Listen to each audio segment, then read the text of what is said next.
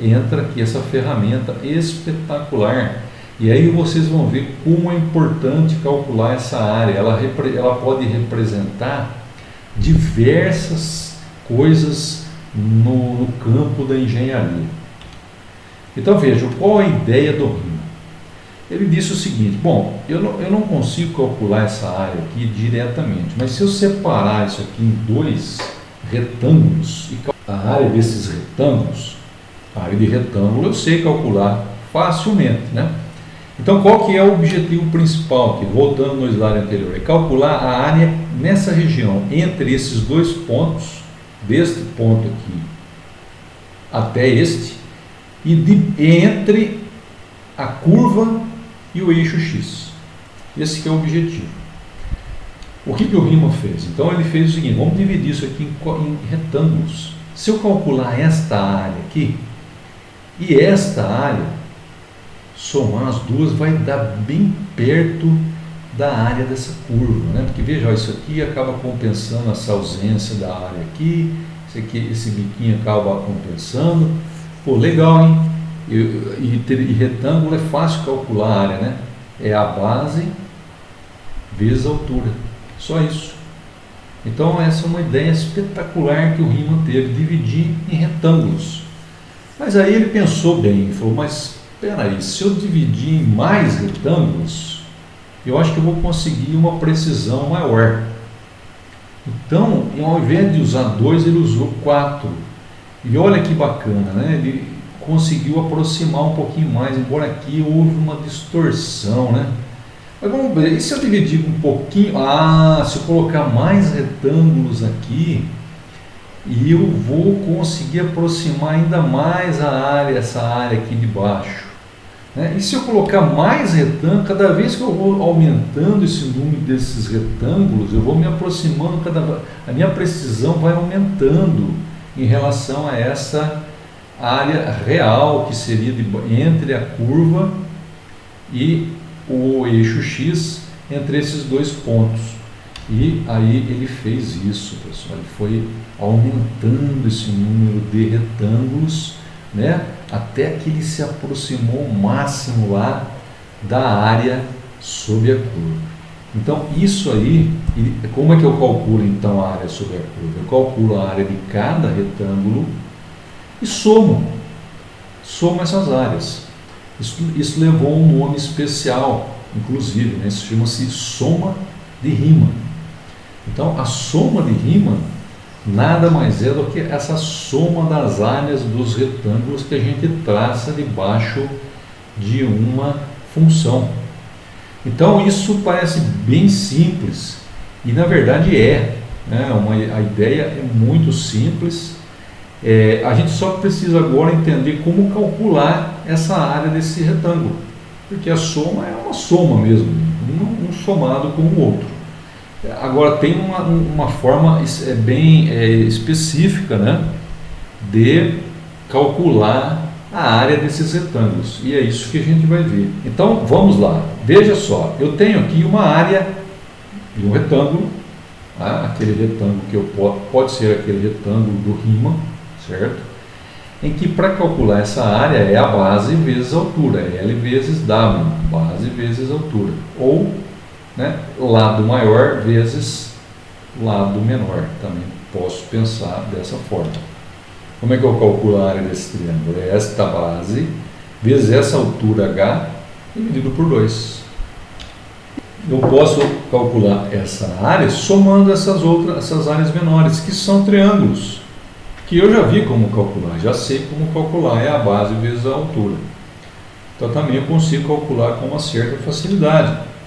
Mas e esta área entre o gráfico da função y igual a x ao quadrado e o eixo x? Né? Entre o ponto 0 e esse ponto 1 aqui, né? Essa área não é trivial de se calcular, não dá para calcular com aqueles métodos algébricos, geométricos que a gente viu lá, para o triângulo, para o retângulo, não é? E aí veio a ideia do Riemann, então, em dividir essa região em retângulos. Aí tem duas estratégias que a gente pode utilizar para dividir essa região em retângulos. Ou a gente usa as extremidades da esquerda, e aí a gente tem esses retângulos aqui, e aí esta área vai ser um pouco menor do que a área sob a curva, ou a gente usa as extremidades da direita dos retângulos. E aí nós vamos ter uns retângulos que vão passar um pouquinho da área sob a curva. A ideia do Riemann para a gente aproximar essa área é usar essas duas estratégias. Na verdade, o que é a estratégia da esquerda? É a gente pegar esta medida aqui e multiplicar por esta medida, ou seja, a largura aqui da base do retângulo vezes a altura, mas sempre do lado esquerdo. Aqui não, aqui a gente vai pegar do lado direito. Então tem uma diferença, porque, por exemplo, quando eu chego aqui no último retângulo, se eu pegar o lado esquerdo, eu vou pegar esta medida aqui. Ok? É este tamanho, por isso que o retângulo fica sempre abaixo da curva. Agora, se eu pegar a extremidade direita do ponto, olha lá, eu vou pegar esse retângulo aqui. Então eu vou pegar esse tamanho aqui, esta altura, e a base vai ser a mesma. Muito bem. No caso aqui, veja que eu dividi em 1, 2, 3, 4, 5, 6, 7, 8 retângulos. Então, se eu dividir em 8, eu vou obter um determinado valor para esta área sob esta curva, que corresponde a esta função, y é igual a x ao quadrado. Se eu pegar um número maior de retângulos, eu vou obter uma área mais precisa. Tá?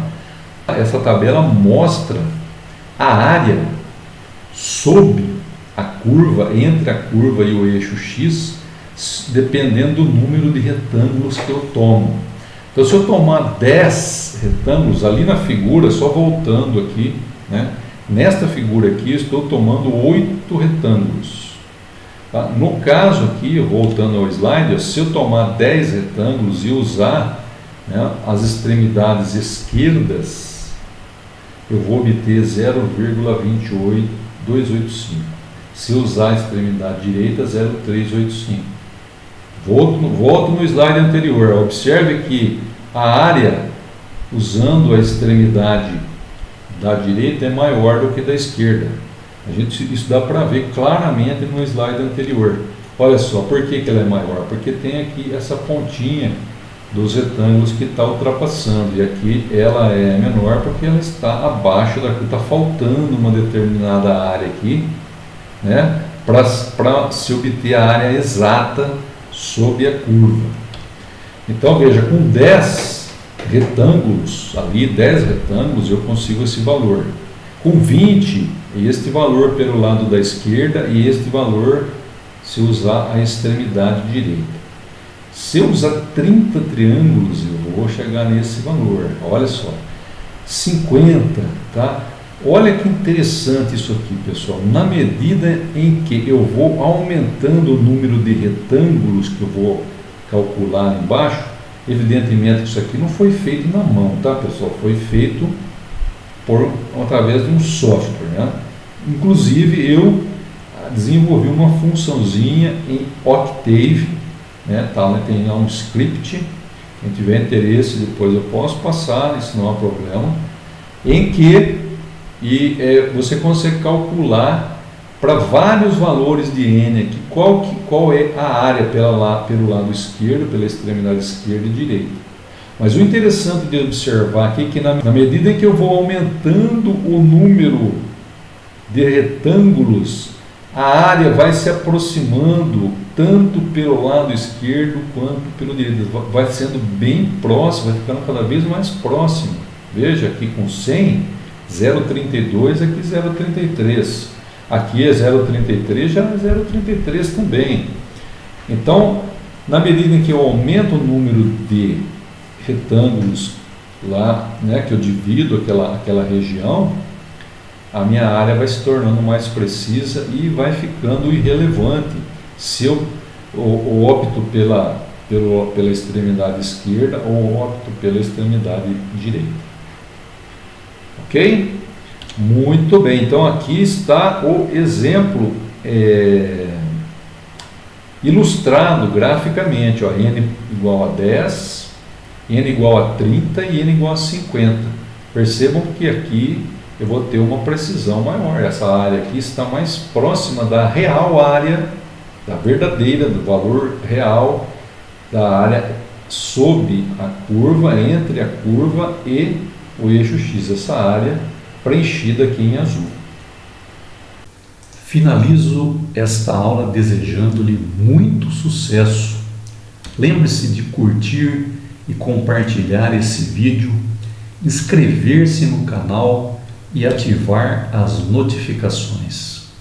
Até breve!